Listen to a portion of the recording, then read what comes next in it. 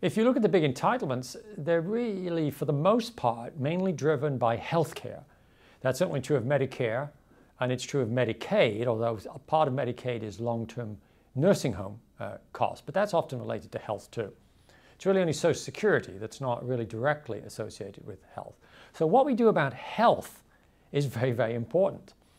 And clearly, if we can begin to get our health system in shape, as well as other specific changes with Medicare, if we get our health system in shape, we will begin to make it more likely we can achieve our objectives in the long run. Well, how are we going to do that? Well, that's a very tricky issue too. Americans tend to be very confused about healthcare.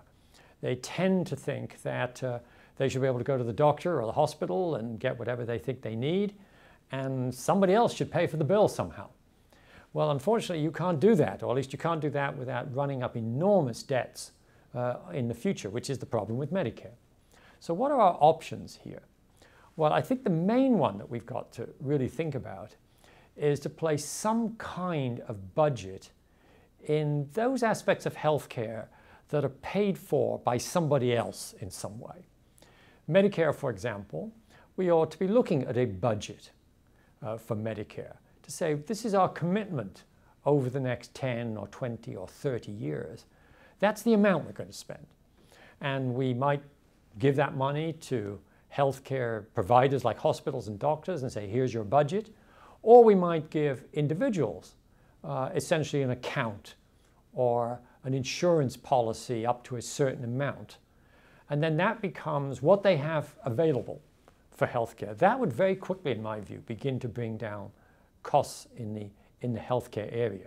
And similarly, it's not very well known, but there's an enormous tax subsidy to healthcare as well. If you have your employer provide you with a health plan as part of your compensation, that's completely tax-free without limit.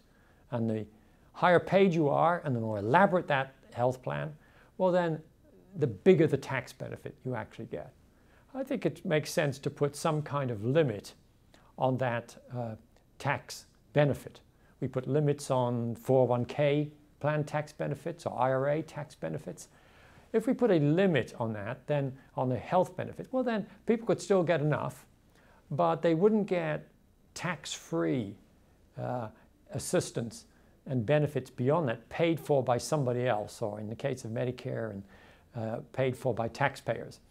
So I think those are the kinds of steps that are necessary as a precondition to get the kind of healthcare system we want. And simultaneously, of course, we ought to be looking at how we deliver healthcare, doing it more efficiently and so on, all those things. But it seems to me that until we get serious about a budget in the publicly supported, through tax or direct expenditures, the publicly supported parts of the healthcare system, we will never exert the pressure to make the tough decisions on how we actually get healthcare that we really need to do.